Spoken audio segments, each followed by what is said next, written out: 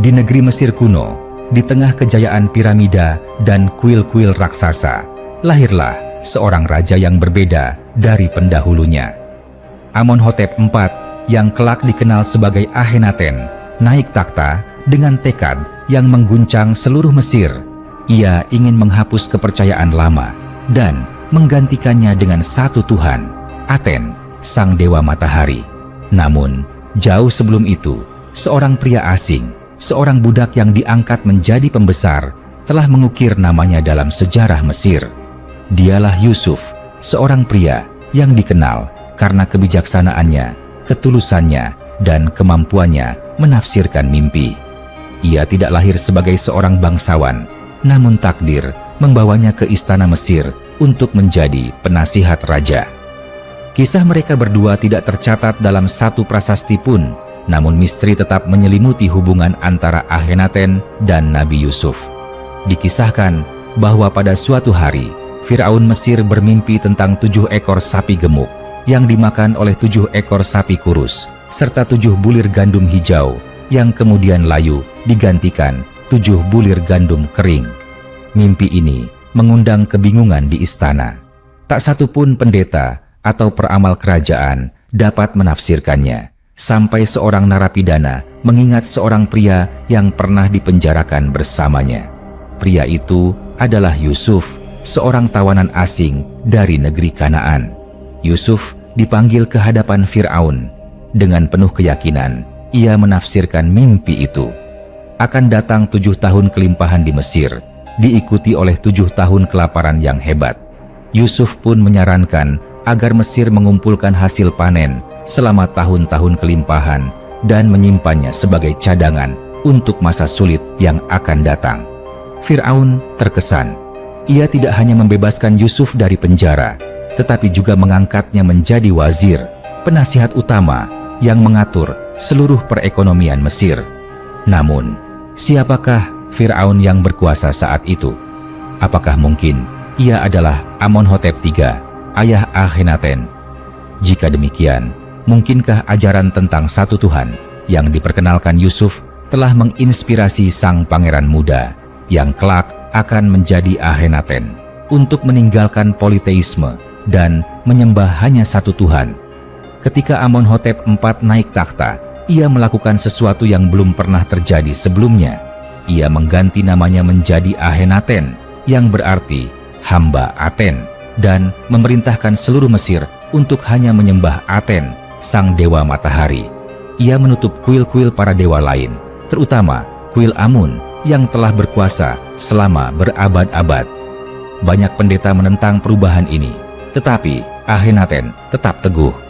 Ia bahkan membangun sebuah kota baru, Akhetaten, sekarang dikenal sebagai Amarna, yang didedikasikan sepenuhnya untuk penyembahan Aten. Seni di Mesir pun berubah, tidak lagi kaku dan megah seperti zaman sebelumnya, melainkan lebih natural dan manusiawi.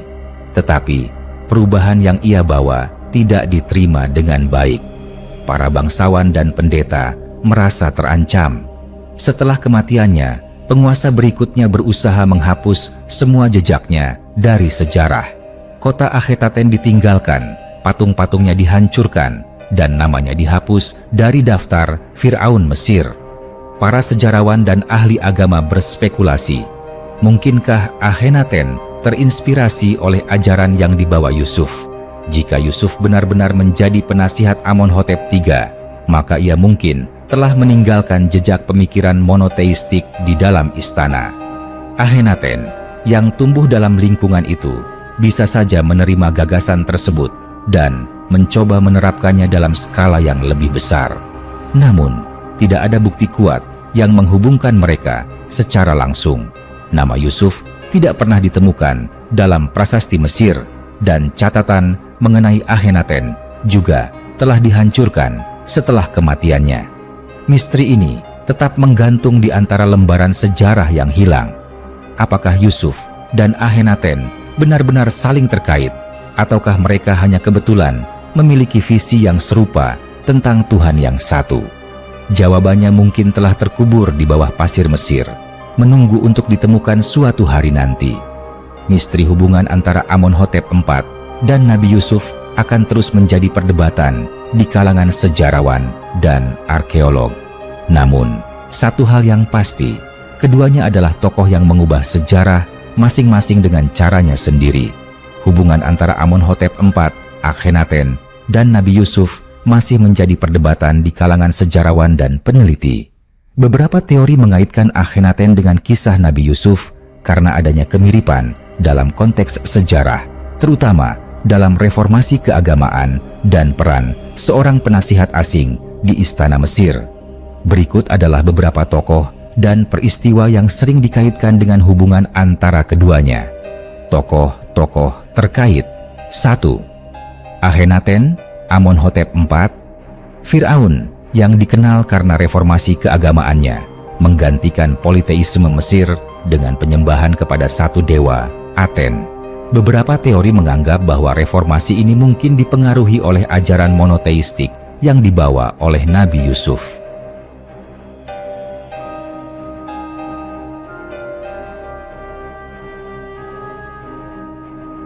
2. Nabi Yusuf, seorang nabi dalam Islam, Kristen, dan Yahudi yang diyakini pernah menjadi penasihat utama, wazir, Fir'aun Mesir.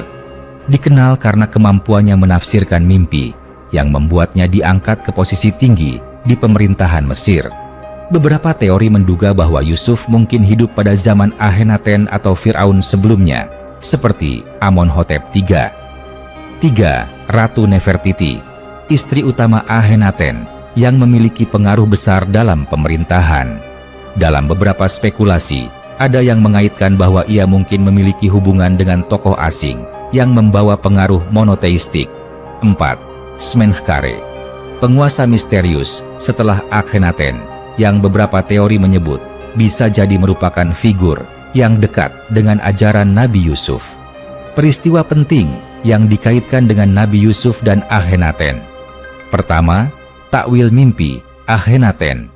Di malam yang sunyi, ketika bulan tergantung pucat di atas langit Tebes, Fir'aun Akhenaten berbaring di atas dipan emasnya.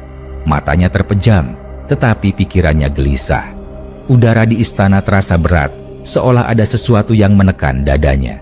Ia mencoba tidur, tetapi di dalam alam mimpinya, sebuah penglihatan yang aneh muncul. Akhenaten berdiri di atas tanah yang tandus, melihat ke arah sungai Nil yang biasanya jernih dan berkilau. Namun kali ini, airnya keruh dan mengalir perlahan, seakan hampir berhenti. Di sekelilingnya, ladang-ladang yang luas terlihat subur dan penuh dengan gandum emas yang bergoyang ditiup angin. Tetapi, tiba-tiba, langit menjadi gelap. Dari kejauhan, muncul 7 ekor sapi yang besar dan gemuk, berjalan mendekati tepian sungai. Mata mereka bersinar, bulunya berkilau, seolah mewakili kemakmuran Mesir. Tetapi tak lama kemudian, 7 ekor sapi kurus muncul dari balik bayangan. Mereka tampak lemah, dengan tulang menonjol di balik kulitnya yang kasar. Dalam sekejap, sapi-sapi kurus itu menerkam sapi-sapi gemuk dan melahap mereka satu persatu. Tetapi anehnya, mereka tetap kurus dan menyedihkan, seolah kelaparan mereka tak pernah terpuaskan. Akhenaten mencoba bergerak, ingin menghentikan kejadian mengerikan itu, tetapi kakinya seakan tertanam di tanah. Matanya beralih ke ladang-ladang gandum, di mana 7 bulir gandum yang besar dan ranum berdiri tegak. Namun, dari arah angin panas datang 7 bulir gandum yang kering dan layu. Tanpa ampun, mereka menelan bulir-bulir yang subur, meninggalkan tanah kering dan retak-retak. Angin berbisik di telinganya, membawa suara-suara yang asing dan menakutkan. Akhenaten ingin berteriak, tetapi suara itu tertahan di tenggorokannya.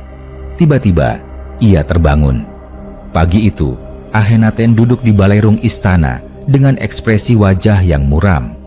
Para pelayannya gemetar melihatnya termenung dalam diam. Tak lama kemudian, Ratu Nefertiti masuk dengan anggun. Ia melihat suaminya dengan tatapan penuh tanya. "Wahai suamiku, mengapa engkau terlihat begitu gelisah? Apakah semalam Dewa Aten telah menyampaikan wahyu kepadamu?" Tanyanya lembut. Akhenaten menarik napas dalam, lalu menatap istrinya dengan mata penuh kecemasan. "Aku bermimpi, wahai Nefertiti. Sebuah penglihatan yang aneh, yang kurasakan sebagai pertanda dari langit. Aku melihat kemakmuran yang hancur oleh kelaparan, kesuburan yang musnah oleh kemarau. Aku merasa ini bukan sekadar bunga tidur. Ini adalah pesan yang harus kutafsirkan." Nefertiti berpikir sejenak, lalu berkata, "Mungkin para pendeta Aten dapat membantumu memahami makna mimpi itu, suamiku." Namun, Akhenaten menggeleng. "Para pendeta hanya tahu apa yang ingin mereka percayai. Aku butuh seseorang yang benar-benar memahami bahasa langit." Kabar tentang mimpi aneh sang Firaun segera menyebar ke seluruh istana. Para penasihat dan peramal kerajaan pun dipanggil ke hadapan takhta. Satu persatu, mereka mencoba memberi makna atas penglihatan itu, tetapi tidak ada satupun yang mampu meyakinkan Akhenaten. Hingga akhirnya, seorang pelayan tua memberanikan diri berbicara. "Wahai Paduka, dahulu kala, di masa pemerintahan Firaun sebelum Anda, ada seorang pria asing yang dikenal memiliki kebijaksanaan luar biasa dalam menafsirkan mimpi. Namanya Yusuf, dan ia pernah menyelamatkan Mesir dari bencana kelaparan. Namun, ia telah lama menghilang dari catatan sejarah kita." Akhenaten mengernyit. "Seorang pria asing? Apakah ia masih hidup?" Pelayan itu menggeleng. "Tidak ada yang tahu pasti, Paduka. Tetapi ajaran-ajarannya mungkin masih tersimpan dalam hati para pengikutnya." Akhenaten termenung. Ia telah lama menyimpang dari jalan nenek moyangnya, memilih untuk menyembah satu Tuhan, Aten, dan meninggalkan politeisme Mesir. Apakah mimpi ini adalah sebuah peringatan? Apakah ia harus mencari jejak ajaran pria bijaksana itu? Malam itu, Akhenaten berdiri di balkon istananya, menatap langit. Sang matahari, Aten, yang ia sembah, perlahan menghilang di balik cakrawala, meninggalkan rona jingga yang suram. "Jika ini adalah ujian bagi Mesir, aku akan bersiap," bisiknya dalam hati. "Namun, jika ini adalah wahyu dari langit, aku harus mencari kebenarannya."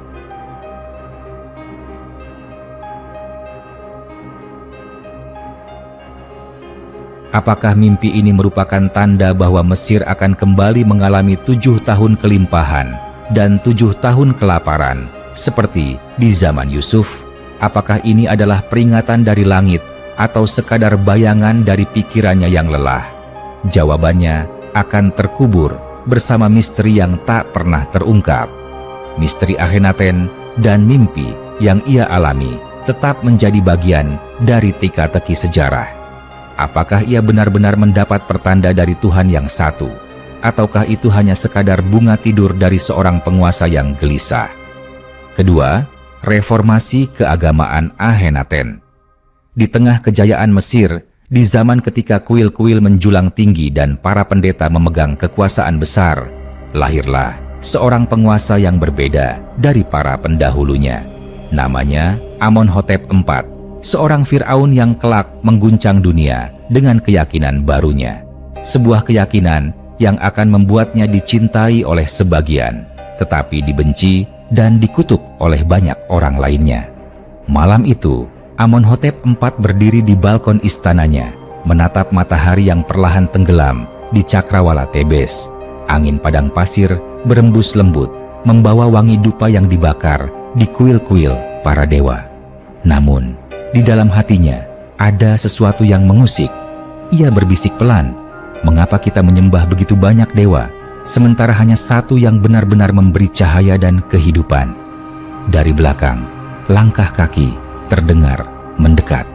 Ratu Nefertiti, istrinya yang setia, berjalan dengan anggun dan berdiri di sampingnya. Ia melihat wajah suaminya yang muram dan bertanya dengan lembut, "Apa yang mengganggumu, suamiku?" Amonhotep IV menatapnya, matanya bersinar penuh tekad. "Aku merasa para pendeta telah menyesatkan rakyat kita. Mereka berbicara atas nama para dewa, tetapi mereka hanya mengisi kuil mereka dengan emas dan perak. Sementara itu, rakyat kita bekerja keras, mempersembahkan doa dan persembahan, tanpa pernah benar-benar memahami siapa yang mereka sembah." Nefertiti mengernyit. Lalu, apa yang ingin kau lakukan?" Sang Fir'aun menarik napas dalam. "Aku ingin menghapus penyembahan kepada dewa-dewa lain. Hanya ada satu yang patut disembah, Aten, sang matahari, pemberi kehidupan." Nefertiti terdiam sejenak. Ia menyadari bahwa apa yang dikatakan suaminya akan mengguncang seluruh Mesir. "Suamiku, jika kau melakukan ini, para pendeta akan berbalik melawanmu. Mereka tidak akan membiarkan kekuasaan mereka hilang begitu saja." Amenhotep IV tersenyum tipis. "Aku tidak takut. Aku adalah Fir'aun. Aku adalah wakil Aten di bumi. Jika rakyatku harus mengetahui kebenaran, maka aku sendiri yang akan menunjukkannya pada mereka." Tidak lama setelah pernyataan itu, Amenhotep IV membuat keputusan yang mengejutkan. Di hadapan para bangsawan, pendeta, dan pejabat istana, ia berdiri tegap dengan mahkotanya yang bersinar keemasan. "Mulai hari ini," katanya dengan suara lantang, "Mesir hanya akan menyembah satu Tuhan, Aten, sang matahari yang memberikan kehidupan. Kuil-kuil untuk Amun dan para dewa lainnya akan ditutup. Tidak ada lagi persembahan kepada mereka. Tidak ada lagi doa kepada yang tak terlihat. Cahaya Aten adalah satu-satunya kebenaran." Para pendeta Amun saling berpandangan. Wajah mereka berubah pucat. Salah satu dari mereka, seorang pria tua dengan jubah putih berhias emas, maju ke depan dan berkata dengan nada penuh perlawanan, "Fir'aun, ini adalah penghinaan kepada para dewa. Amun telah melindungi Mesir selama ribuan tahun. Jika kau menolak para dewa, maka kau akan membawa kehancuran bagi kerajaan ini." Namun, Amenhotep IV tidak bergeming. Ia menatap tajam para pendeta itu. "Tidak, justru selama ini kalian yang menyesatkan rakyat dengan ketakutan dan kebohongan. Atenlah yang menerangi dunia, bukan Amun. Dan mulai saat ini, aku tidak akan lagi dikenal sebagai Amenhotep IV. Namaku kini adalah Akhenaten, hamba Aten." Ruangan itu hening. Para bangsawan dan pejabat saling berpandangan, tidak berani mengucapkan sepatah kata pun. Mereka tahu keputusan ini akan mengubah segalanya. Akhenaten tidak hanya berhenti pada reformasi agama. Ia tahu bahwa selama Tebes masih berdiri sebagai pusat kekuasaan, para pendeta Amun akan terus berusaha menjatuhkannya. Maka, ia mengambil keputusan besar. Ia akan membangun sebuah kota baru. Di tengah padang pasir, jauh dari pengaruh para pendeta lama, Akhenaten membangun Ahetaten, kota sang matahari. Kuil-kuilnya terbuka, tanpa atap, agar sinar Aten langsung menyentuh setiap orang yang beribadah. Seni di kota ini berubah total, tidak lagi kaku dan penuh kemegahan seperti sebelumnya, tetapi lebih natural, menampilkan kehangatan dan kemanusiaan. Di pusat kota, Akhenaten sering terlihat berdiri bersama Nefertiti dan anak-anak mereka, berdoa di bawah sinar matahari. Ia ingin menunjukkan bahwa ia bukan hanya Fir'aun yang jauh dan tak tersentuh, tetapi juga seorang manusia yang dekat dengan rakyatnya.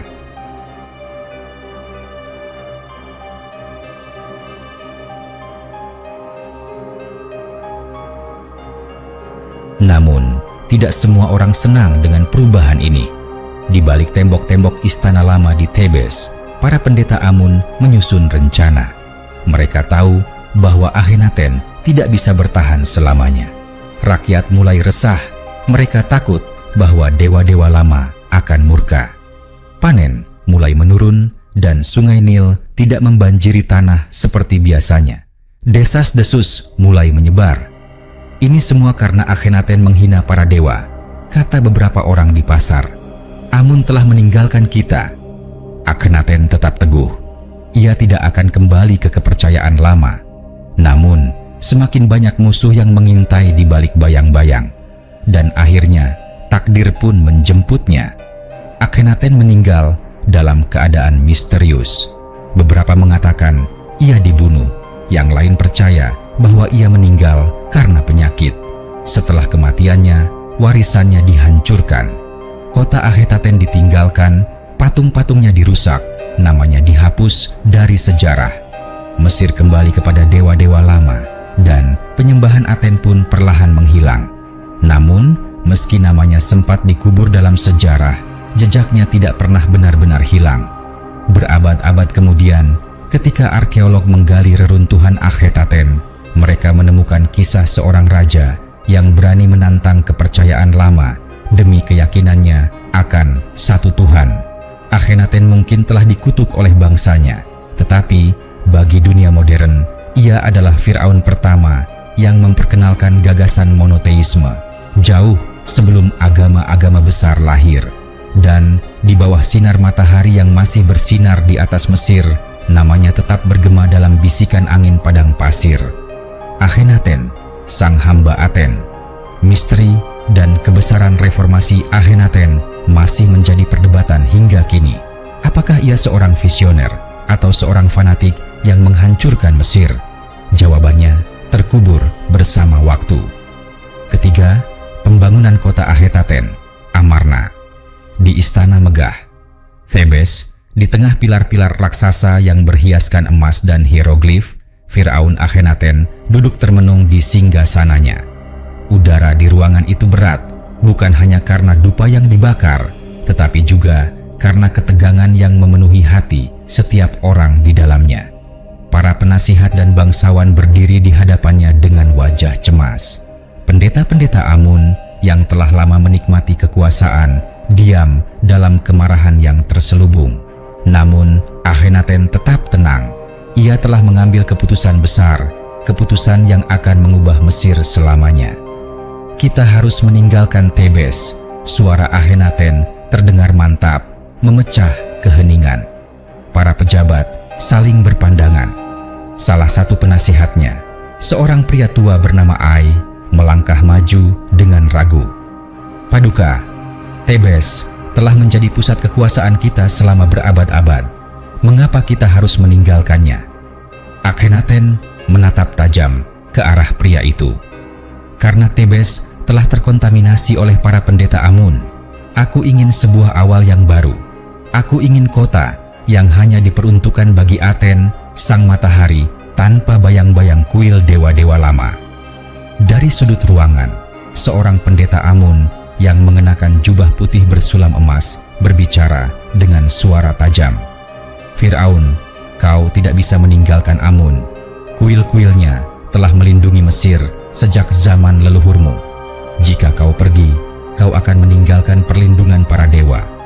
Mata Akhenaten menyala penuh kemarahan. Ia berdiri dari singgasananya. Jubahnya yang berhiaskan lambang matahari berkilauan di bawah cahaya obor. Aku tidak membutuhkan perlindungan dari dewa-dewa yang dibuat oleh manusia. Aten adalah satu-satunya yang memberi cahaya, yang menghidupi kita semua. Aku tidak akan tinggal di kota yang masih dihantui oleh mereka yang menolak melihat kebenaran. Ruangan kembali sunyi. Tidak ada yang berani menentang kata-kata Firaun. Nefertiti yang selama ini duduk di sampingnya dalam diam, akhirnya berbicara. Suamiku, jika ini jalan yang kau pilih, di mana kita akan membangun kota baru ini? Akhenaten tersenyum tipis. Aku telah melihat tempatnya dalam penglihatanku, di tanah yang belum terjamah oleh kuil-kuil lama. Sebuah lembah yang terbuka, di mana sinar Aten dapat menyentuh setiap sudutnya tanpa terhalang. Tempat itu akan bernama Akhetaten, Horizon Aten. Perintah telah diberikan. Ribuan pekerja dikumpulkan dari seluruh Mesir. Mereka berbaris dalam rombongan panjang, membawa batu dari tambang-tambang, menarik balok-balok besar di atas pasir panas. Akhenaten sendiri memimpin perjalanan menuju lokasi baru itu. Saat rombongan tiba di lembah yang dikelilingi bukit batu, ia turun dari keretanya dan mengangkat tangannya ke langit. Matahari bersinar terik di atas kepalanya, memantulkan cahaya ke pasir emas yang terbentang luas.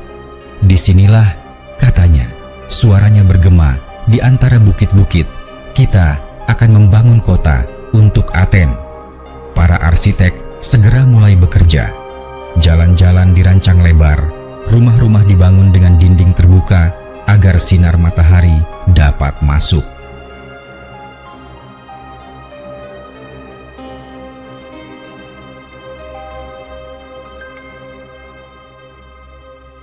Para arsitek segera mulai bekerja.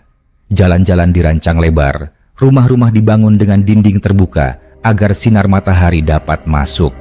Tidak ada kuil yang gelap dan penuh asap dupa seperti di Tebes. Semua tempat ibadah di Akhetaten dibangun tanpa atap, sehingga matahari bisa langsung menyinari para pemujanya.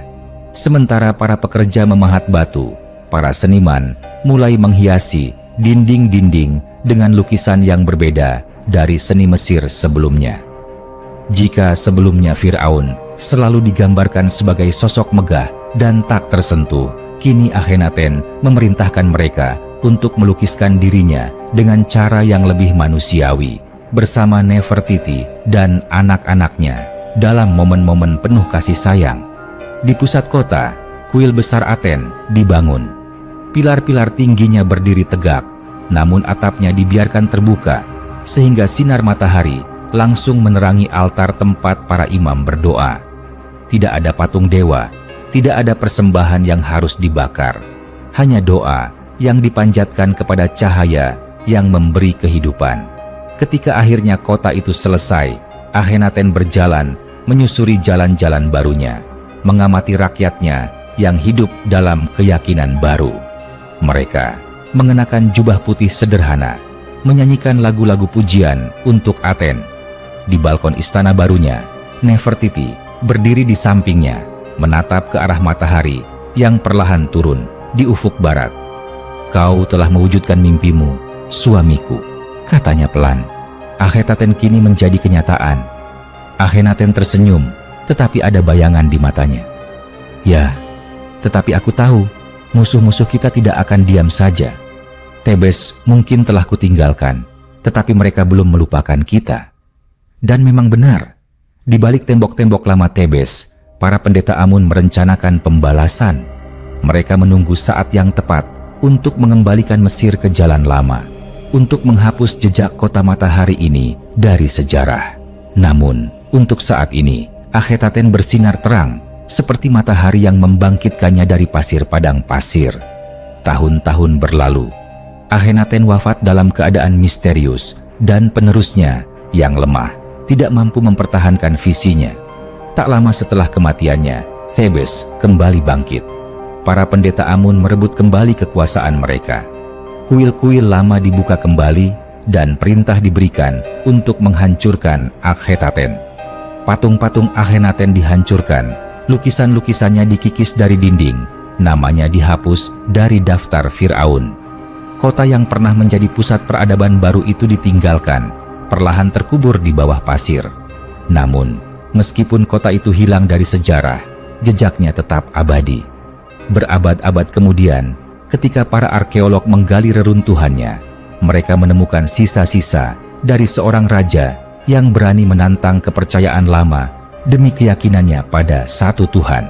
Dan di bawah langit Mesir yang masih diterangi cahaya matahari, Akhetaten tetap hidup dalam legenda sebagai kota yang pernah menantang para dewa. Keempat, perubahan seni dan budaya. Di dalam aula istana baru di Akhetaten, Fir'aun Akhenaten berdiri di depan sekelompok seniman kerajaan. Di hadapannya, kanvas-kanvas batu telah disiapkan, palet warna telah diracik, dan pahat-pahat telah diasah. Namun, hari ini bukan sekadar hari biasa bagi para seniman Mesir. Mereka tahu, sang Fir'aun menginginkan sesuatu yang berbeda, sesuatu yang belum pernah dibuat sebelumnya dalam sejarah Mesir. Akhenaten memandang para seniman satu persatu. Matanya penuh tekad, namun juga menyiratkan sesuatu yang lain, sebuah visi baru. "Kalian semua adalah tangan-tangan yang akan mengabadikan zaman ini," katanya dengan suara dalam. "Tetapi aku tidak ingin kalian melukis kebohongan." Para seniman saling berpandangan, bingung. Salah satu dari mereka, seorang pemahat tua bernama Mentu, memberanikan diri bertanya, "Ampun, Paduka, apakah maksudmu? Selama ini, kami telah melukis Fir'aun seperti yang diinginkan oleh tradisi, agung, sempurna, seperti dewa di antara manusia. Akhenaten tersenyum tipis. Ia berjalan ke arah sebuah relief lama yang menggambarkan ayahnya, Amonhotep III. Sosok Firaun dalam relief itu tampak tinggi, gagah, dada bidang, rahang tegas, dan tak bercela, seperti patung seorang dewa yang turun ke bumi. "Lihatlah ini," kata Akhenaten sambil menyentuh relief itu. "Apakah menurut kalian ini jujur?" Para seniman terdiam. Mereka tahu bahwa tradisi Mesir menuntut mereka menggambarkan Firaun sebagai sosok sempurna, tidak peduli bagaimana rupa aslinya. Akhenaten berbalik dan menatap mereka dengan tajam. "Aku tidak ingin kebohongan, aku ingin seni yang menggambarkan kebenaran." Hari-hari berikutnya, para seniman mulai membuat sketsa baru berdasarkan instruksi Akhenaten. Namun, yang mereka ciptakan sangat berbeda dari apa yang biasa mereka buat. Alih-alih menggambarkan Akhenaten sebagai sosok gagah dan sempurna, mereka justru melukiskan tubuhnya dengan bentuk yang lebih alami, bahkan aneh. Kepalanya lebih panjang, wajahnya lebih sempit, bibirnya tebal, dan matanya sipit. Dada dan pinggulnya lebih lebar, serta perutnya sedikit menonjol.